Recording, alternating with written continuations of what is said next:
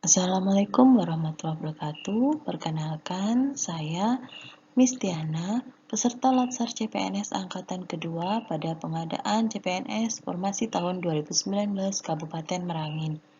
Di sini saya akan menjelaskan sebuah jurnal learning pada materi pelatihan dasar CPNS pada agenda 2, nilai-nilai dasar ASN, modul adaptif dan kolaboratif. Tugas ini merupakan tugas mandiri dari mentor pengampu, Bapak John Eka Powa, ME. Selamat menyaksikan.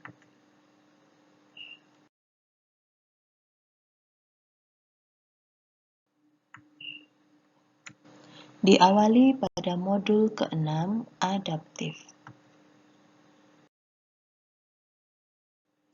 Apa itu adaptif? Adaptif merupakan suatu proses yang menempatkan manusia yang berupaya mencapai tujuan-tujuan atau kebutuhan untuk menghadapi lingkungan dan kondisi sosial yang berubah-ubah agar tetap bertahan. Batasan pengertian adaptif. Mengubah agar sesuai dengan kondisi yang diciptakan, memanfaatkan sumber-sumber yang terbatas, penyesuaian budaya dan aspek lainnya sebagai hasil seleksi alamiah, proses mengatasi halangan-halangan dari lingkungan, penyesuaian terhadap norma-norma untuk menyalurkan, proses perubahan untuk menyesuaikan dengan situasi yang berubah. Adaptif sebagai nilai dan budaya ASN. Peter Sims, Personal Mastery, Share Vision, Mental Model, Team Learning, dan System Thinking. Penerapan budaya adaptif dapat mengantisipasi dan beradaptasi dengan perubahan lingkungan, memanfaatkan peluang-peluang yang berubah, mendorong jiwa kewirausahaan terkait dengan kinerja instansi, memperhatikan kepentingan-kepentingan yang diperlukan antara instansi mitra, masyarakat, dan sebagainya. Ciri-ciri individu yang adaptif. Eksperimen orang yang beradaptasi, melihat peluang di mana orang lain melihat kegagalan, memiliki sumber daya, selalu berpikir ke depan, tidak mudah mengeluh, tidak menyalahkan, tidak mencari popularitas, memiliki rasa ingin tahu, memperhatikan sistem, membuka pikiran, memahami apa yang sedang diperjuangkan,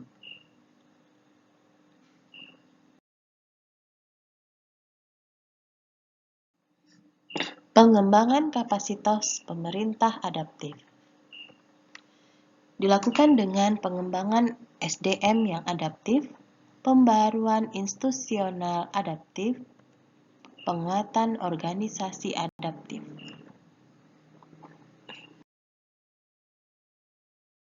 Dilanjutkan dengan modul ke-7, kolaboratif.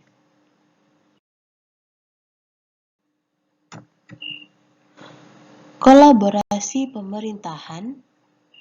Menurut Irawan pada tahun 2017 mengungkapkan bahwa collaborative governance sebagai sebuah proses yang melibatkan norma bersama dan interaksi saling menguntungkan antar aktor governance. 6 kriteria penting untuk kolaborasi. Yang pertama, forum yang diprakarsai oleh lembaga publik. 2. Peserta dalam forum termasuk aktor non-state. Ketiga, peserta terlibat langsung dalam pengambilan keputusan. Keempat, proses secara resmi diatur dan bertemu secara kolektif. Kelima, forum ini bertujuan untuk membuat keputusan dengan konsensus.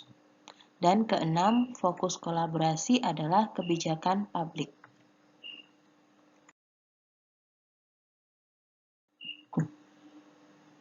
Tiga tahapan dalam melakukan asesmen terhadap tata kelola kolaborasi adalah mengidentifikasi permasalahan dan peluang, merencanakan aksi kolaborasi, mendiskusikan strategi untuk mempengaruhi.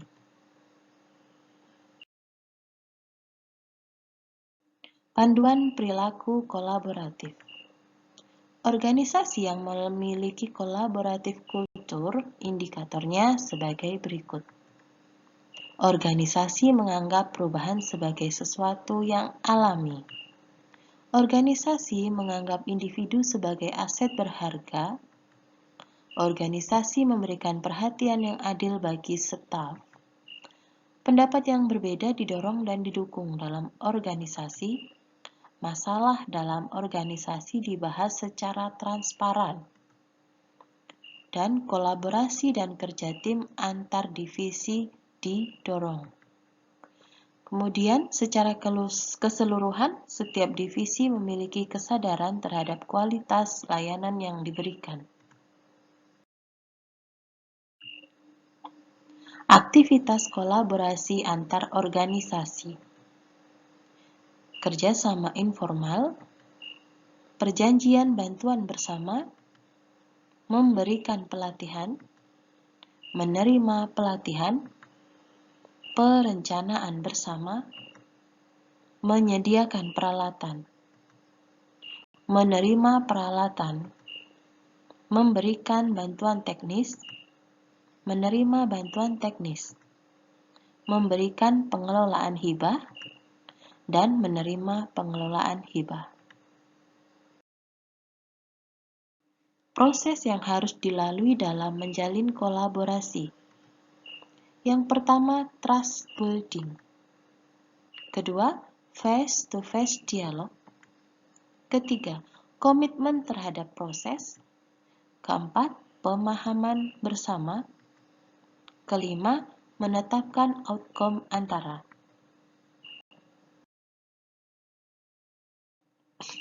Faktor yang mempengaruhi keberhasilan dalam kolaborasi antar lembaga pemerintah.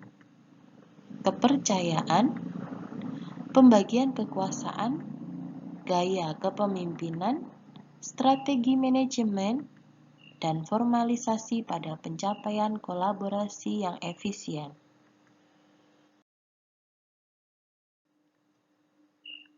Faktor yang dapat menghambat kolaborasi antar organisasi pemerintah. Ketidakjelasan batasan masalah karena perbedaan pemahaman dalam kesepakatan kolaborasi. Dasar hukum kolaborasi juga tidak jelas.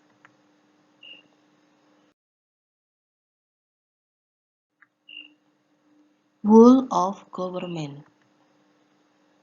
Whole of government adalah sebuah pendekatan penyelenggaraan pemerintahan yang menyatukan upaya-upaya kolaboratif pemerintahan dari keseluruhan sektor dalam ruang lingkup koordinasi yang lebih luas, guna mencapai tujuan bersama dalam bidang pembangunan kebijakan, manajemen, program, dan pelayanan publik.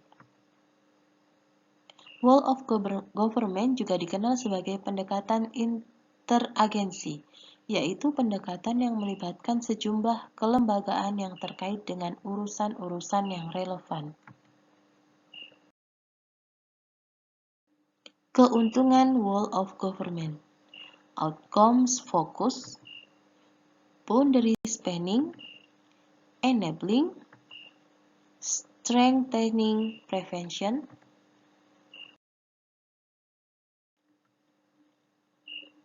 Bentuk whole of government.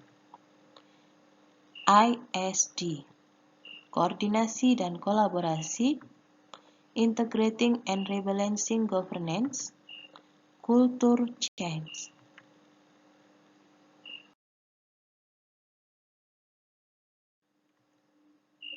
Praktek whole of government.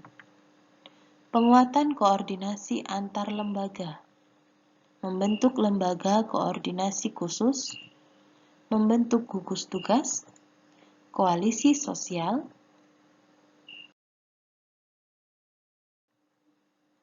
Tantangan pada praktek whole of government antara lain, kapasitas sumber daya manusia dan institusi, nilai dan budaya organisasi, kepemimpinan.